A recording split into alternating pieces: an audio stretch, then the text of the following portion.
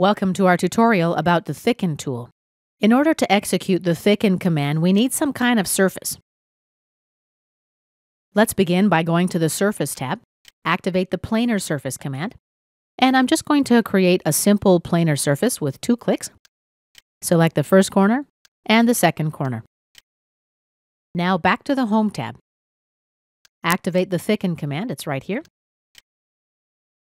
Now we select the surface to thicken, right-click to finish the selection. Specify the thickness, let's say 2 units, and then press Enter to register. And here we have a solid that's been created from a surface. Let's verify in the Properties panel. We see 3D solid instead of surface now.